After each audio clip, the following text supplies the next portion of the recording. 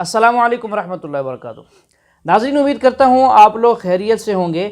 आज की वीडियो में मैं आपके लिए बहुत अहम मालूमात लेकर आया हूँ। जैसा कि आप जानते हैं, बाबरी मस्जिद को शहीद करके वहाँ पर हिंदू लोगों ने अपना मंदिर बनाने की कोशिश की। हर चंद कोशिश के बावजूद वो हर दफ़ा वहाँ पर मंदिर की तामीर करने पर नाकाम रहे। ऐसी क्या वजूहात पेश आईं जिसके पेश नज़र उन्होंने वहाँ पर मंदिर नहीं बनाया, इर्द गिर्द घास फूस उसका वहाँ लगाकर उस जगह को छोड़कर कुछ किलोमीटर के फासले पर उन्होंने मंदिर बनाया। तो ये अहम मालूमात हैं जो आप आज की वीडियो में अहमद रिजवी से सुनेंगे, गोया कि ये एक मौजज़ा है। तो आपसे गुजारिश है इस वीडियो को आखिर तक लाजमी सुनिएगा। और भी मालूमात हैं मज़ीद जो कि बहुत अहम हैं, और इसके साथ साथ वीडियो को आखिर तक लाजमी देखिएगा और हमारे चैनल को भी सब्सक्राइब लाजमी कर दीजिएगा।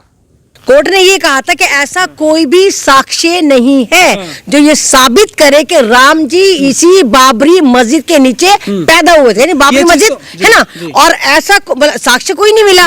और ये भी कहा कोर्ट ने कि क्या नाम है, जिस तरह बाबरी मस्जिद को तोड़ा गया ये इल्लीगल था। लेकिन कोर्ट ने ये भी नहीं कहा कि जिन लोगों ने बाबरी मस्जिद को शहीद करा था, वो लोग जो बाबरी मस्जिद को शहीद करवाने के लिए लगातार back to back Bharatiya Janata party, RSS, विश्व हिंदू परिषद और तमाम अजरंगी बजरंगी दलों के लोग नफरत की राजनीति कर रहे थे और बस तेल लगा के अड्डा बरकार, नाम मिटा दो बाबर का, अयोध्या काशी बाकी, मतलब ऐसे ऐसे नारे थे कि बच्चा बच्चा राम का, अयोध्या के काम का, इस तरह के जो नारे लग रहे थे ना। तो सुप्रीम कोर्ट ने ये तो नहीं कहा कि ये नारे गलत थे, सुप्रीम कोर्ट ने ये भी नहीं कहा कि उन लोगों को सजा मिलनी चाहिए। और लोग ये कहते हैं, तमाम जो लोग कहते हैं कि देखा हमने बाबरी मस्जिद जो थी ना इल्लीगल थी, हमारा राम मंदिर तोड़ के बनाई थी, हमने बाबरी मस्जिद ले ली। मैं देख रही थी मेरी वीडियो के नीचे कल कमेंट थे कि ओ मुल्ली 4000 मंदिर हमारे तोड़े थे। कौन से मंदिर थे जो तोड़े थे? बाबर ने तोड़े थे। अगर बाबर यहाँ पर मंदिर तोड़ता तो क्या भारत में एक भी मंदिर रहता? क्योंकि मुगल साम्राज्य भारत का सबसे लंबा चलने वाला साम्राज्य था। अब मैं ये कहती हूँ कि सुप्रीम कोर्ट ने जो फैसला दिया वो आस्था के नाम पे फैसला दे दिया। सुप्रीम कोर्ट ने कहा कि क्योंकि ये आस्था का मामला है और यहाँ पर राम मंदिर का जो है वो निर्माण होना चाहिए। सुप्रीम कोर्ट ने बाबरी मस्जिद को जो जमीन दी वो 5 एकड़ दी और राम मंदिर को दी 2.77 एकड़, है ना। नहीं, वो विवादित जमीन तो अब आप कह रहे हो ना। एक बार बताइए, अगर कोई इल्लीगल थी, बाबरी मस्जिद अगर इल्लीगल बनी थी तो देश की सबसे बड़ी अदालत क्यों मंदिर को तो कम जगह दे रही है और मस्जिद को ज्यादा जगह दे रही है? ये तो सोचने लायक बात है ना। यानी कहीं ना कहीं सुप्रीम कोर्ट को भी प्रेशराइज करके या सुप्रीम कोर्ट को देश के हालात दिखाकर ये जताया गया कि देखो अगर ये वाला फैसला नहीं आता तो भारत में मुसलमानों के खून से होलियां खेली जाएंगी। क्योंकि अगर हम गिल्टी थे तो सुप्रीम कोर्ट हमें 5 एकड़ जमीन नहीं देती। अगर हम मुजरिम थे, हमने इलीगल तरीके से राम मंदिर को तोड़कर वहां पर बाबरी मस्जिद बनाई थी, तो सुप्रीम कोर्ट तो हमें इलीगल तरीके से 5 बीघे जमीन न देती ना, 5 एकड़ जमीन देती। तो हम तो मुसलमान, तो भारत का 40 करोड़ मुसलमान अभी तक इसीलिए परेशान है, ना हम गिल्टी थे ना हम मुजरिम थे, उसके बावजूद हमारी मस्जिद शहीद कर दी गई। सुप्रीम कोर्ट कह रहा है कि इलीगल तरीके से शहीद करिए, उसके बावजूद उन लोगों को इनाम और इकराम से नवाजा समाज का। हमें पता है कि अल्लाह ताला का जहां पर भी घर होता है ता कयामत वहां पर मस्जिद रहती है, वहां पर अल्लाह का घर रहता है। और अल्लाह तेरी कुदरत है, वाह अल्लाह वाकई तू ग्रेट है। ये तो हम ही बदजात इंसान है जो तेरी कदर नहीं करते, हर बार तुझे कटहरे में खड़ा करते कि अल्लाह तुझे हम ही मिले थे, हर मुसीबत में हम अल्लाह से शिकवा करते हैं सब्र की जगह। लेकिन मेरे रब का करिश्मा देखिए कि मेरे रब ने कहा कि बाबरी मस्जिद अगर मेरा घर था तो खबरदार मैं देखता हूं कि यहाँ पर कौन राम मंदिर बनाता है। इन्होंने कोशिशों पे कोशिशें कर ली, हर तरह की टेक्निक उठा लाए, लेकिन बाबरी मस्जिद ऊपर से तो शहीद कर दी, नीचे से आज भी उसकी फाउंडेशन नहीं खत्म कर पाए। जब भी ये राम मंदिर बनाने की कोशिश, अरे भाई मैंने कहा ना स्टडी करा करो मेरे भाई, स्टडी करा करो। जब भी वहां राम मंदिर की नींव पड़ती वो वहां पे जमीन धस जाती, अंदर चली जाती, रेतीला मामला था। आज तक हमने तो नहीं भाई, अरे मैंने कहा ना स्टडी करा करो। नहीं भाई, तो मैं क्या अपने आप से कह रही हूँ? नहीं, मैं अपने आप से कह रही हूँ। कैसी बात कर रहे हो भैया? वहां रेतीला मामला था। उसके बाद ये परेशान हो गए कि हम क्या करें, जिस राम मंदिर पे हम रोटियां सेक रहे थे, जिस बाबरी मस्जिद को हमने शहीद करके हिंदू मुसलमान दो फाड़ करा था, अगर यहाँ पर राम मंदिर नहीं बना तो क्या होगा? आनन फानन इन्होंने 3 किलोमीटर आगे, ये तो पता होगा कि 3 किलोमीटर आगे बना। जब बाबरी मस्जिद 3 किलोमीटर पहले थी, बाबरी मस्जिद को राम मंदिर के लिए तोड़ा गया, तो फिर राम मंदिर 3 किलोमीटर आगे जाके क्यों बना? यहाँ पे भी तो दिमाग लगाओ ना, अगर बच्चे नहीं हो तो।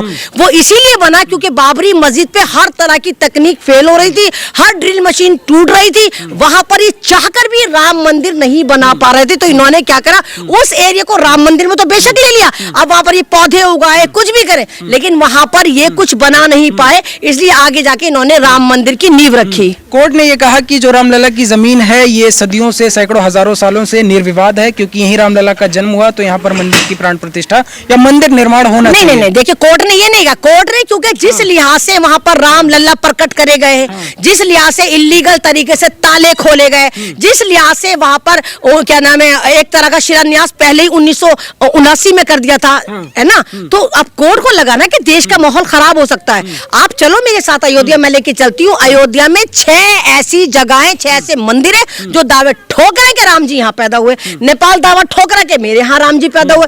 तो आप ये नहीं कह सकते कोर्ट ने कहा जी नहीं, बाबरी मस्जिद के अंदर ही राम जी पैदा हुए थे।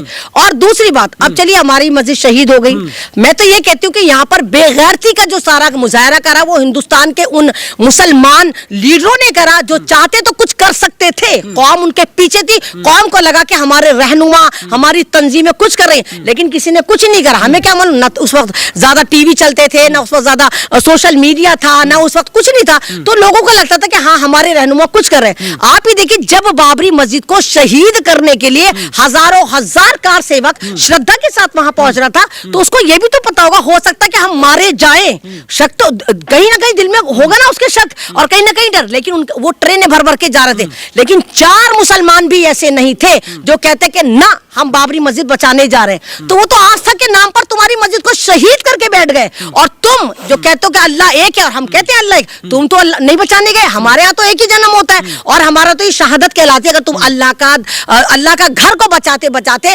मर भी जाते तो शहादत कहलाती है। तो तुम तो कुछ नहीं कर पाए, और 30 साल बाद, 35 साल बाद हम ये कर देंगे, हम वो कर देंगे, हम इसको उखाड़ देंगे, हम उसको मार देंगे। कुछ मुसलमान जो, जिनको आप लोग मुसलमान कह रहे हैं, कि सोशल मीडिया पे लगा रहे हैं कि जी हम मस्जिद यहीं बनाएंगे, हम ये यहाँ पे करेंगे, कुछ और भी ज्यादा चाटुकारिता से आगे चले कि जी हम पैदल जा रहे हैं जय श्री राम करते हुए। मतलब बहुत सारे जो अपने आपको मुसलमान कह रहे हैं, लेकिन वो मुसलमान ही है, क्योंकि लोगों को यही नहीं पता कि मुसलमान का मतलब क्या होता है। मुसल्ले ईमान, ईमान का जुज क्या है कि मेरा रब एक है, रसूल पाक हमारे मैसेंजर ऑफ इस्लाम आखिरी हमारे नबी हैं, हम कुरान को मानते हैं, अल्लाह के अहकामात को मानते हैं, और हम पत्थरों की इबादत नहीं करते। तो जो इन चीजों को मान ही नहीं रहा और कह रहा है कि जी हम अयोध्या की तरफ जा रहे हैं, कोई नाम कुछ लगा रहा है, अहमदीन मोहम्मद जो भी नाम लगा के XYZ जा रहा है, और ये सोच रहा है कि हाय हाय बस बीजेपी हमसे खुश हो जाए और हमें थाली में परोस के कोई ना कोई पद दे दे, तो वो मुसलमान बिल्कुल भी नहीं है। अब मैं आपके सवाल पर आ जाती हूँ कि प्राण प्रतिष्ठा ली गई। प्राण प्रतिष्ठा किसको कहते हैं? कि किसी भी मूर्ति में जान फूंकनी कहते हैं कि हाँ भाई अब तुम चाहे दलितों द्वारा बनाए गए, चाहे जाटावों द्वारा बनाए गए, चाहे वाल्मीकि द्वारा बनाए गए, अब हम तुम्हें पवित्र कर देते, क्योंकि हम स्वर्ण जाति के उच्च कोटि के पंडित है, स्वर्ण जाति वाले। अब उसमें प्राण डालते इनके वेदों के लिहाज से, इनके ग्रंथों के लिहाज से, शास्त्रों के लिहाज से। अब इनके यहाँ मैथोलॉजी जो है, हिंदू मैथोलॉजी के लिहाज से, आप कोई भी भवन, कोई भी मंदिर, जब तक आप उसका उद्घाटन कर ही नहीं सकते जब तक वो मुकम्मल ना हो। अब भवन तो मात्र 35% बना, अभी 75% से लेके 60% तक वो अधूरा पड़ा था। आनन फानन आप जाते हैं, रंगीन तख्ते पख्ते लगा, लोगों के चादरें लगा के उसका भव्य उद्घाटन कर देते हैं। जो राम लल्ला प्रकट हुए थे वो राम लल्ला गायब हो जाते हैं। राम लल्ला, राम का छोटा सा बच्चा, यानी राम का बचपना, राम लल्ला गायब हो जाते। एक मूर्ति नहीं लाके स्थापित करी जाती है जो टुकड़ टुकड़ टुकड़ टुकड़ करके सब देख रही है। अच्छा ऐश्वर्या भी आई, अच्छा श्रद्धा भी आई, अच्छा आलिया भी आई, अच्छा ये भी, मतलब वो राम जी की मूर्ति लगाई जाती है जो टुकड़ टुकड़ सबको देख रही है कि आया कौन कौन है यहाँ पर। और आपने जिस तरह देखा, निमंत्रण दिया गया था। नहीं, निमंत्रण दिया गया था ना, तो राम निमंत्रण तो सबको दिया गया था। निमंत्रण, आप किसी मस्जिद में जाने का निमंत्रण मिलता है? नहीं, राम मंदिर आप मुसलमान हो, मुसलमान आपको मैं मस्जिद में कहूँगी मेरी मस्जिद में नमाज पढ़ेगा तो निमंत्रण लेगा? बिल्कुल नहीं, जो भी धार्मिक स्थल होता है उसमें निमंत्रण नहीं जाता। और मोदी जी कौन होते हैं निमंत्रण देने वाले? मोदी जी आपको देश का प्रधानमंत्री बनाया गया, राम मंदिर का पुजारी नहीं बनाया गया, या वहां का दरबारी नहीं बनाया गया कि आओ भाई तू भी आ जा, चल भाई 1 लाख डाल दे, आ भाई तू भी आ जा। मोदी जी को ये काम नहीं दिया गया था। और दूसरी बात, जब बड़े बड़े 4 मेरे शंकराचार्य कह रहे थे कि यहाँ पर कुछ ना कुछ विनाश हो सकता है, क्योंकि वो जो भवन अभी निर्माण नहीं हुआ उसका, तो उनको कह दिया ना ये सनातनी नहीं है। अरे शास्त्र उन्होंने पढ़ रखे थे, मोदी जी नहीं पढ़ रखे थे। और सबसे अहम सवाल आपके चैनल पर, राम लल्ला की पैदाइश कब हुई? अगर राम लल्ला की पैदाइश अब मानो तो अब जो इनका ग्रंथों के लिहाज से आती है तो वो 17 अप्रैल आ रही है। तो राम जी का दो बार पैदा हुए। भाई मोदी जी ने जो राम को पैदा करा वो करा 22 जनवरी को पैदा, और उसमें छुट्टी भी अनाउंस कर दी, और हो सकता है इसको गजेटेड छुट्टी अनाउंस करके एक कानून बना दे कि ना राम जी 22 जनवरी को पैदा हुए। तो राम दो कैसे हो सकते हैं? एक तो पूरे हिंदुस्तान का राम, हिंदुओं का राम, और एक मोदी जी का राम जो 22 जनवरी को पैदा हुए। तो भैया बहुत ज्यादा झोल है, बहुत ज्यादा बेमानियां हैं, बहुत ज्यादा गपड़ घोट हुए हैं। 2000 रुपए वाली जमीन 2-2 लाख की बेची गई है। तो हम तो उसको राम मंदिर मानते ही नहीं है। लेकिन हिंदू मानते हैं। नहीं, कोई हिंदू नहीं मानता। वो जिनको नौते मिले, अरे जो नचनिए गवनिया डिजिटल तवाइफे वहां जा जाके नाच रही थी, अरे मंदिर में वो जाता जो पवित्र होता है।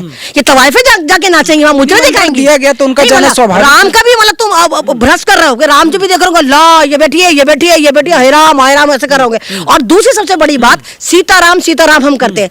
आपने एक ऐसा मंदिर बनाया जहां आपने सीता को अलग कर दिया, राम को अलग क्यों? क्योंकि मोदी जी खुद छड़े थे। मतलब मोदी जी ने अपनी बीवी को छोड़ रखा है, उनके धन्नो उनके साथ नहीं रहती, तो राम जी को भी इन्होंने इख्तियार छीन लिया कि राम जी देश का सबसे बड़े मंदिर में। जी हाँ नाजरीन, अगर इस बात को समझें तो हकीकत यह है कि जैसा मोदी रंडवा है, उसकी बीवी मर चुकी है, इसी तरह उसने जो 22 जनवरी में मंदिर का इफ्तिताह किया है उसमें उसने राम की मूर्ति रखवाई है।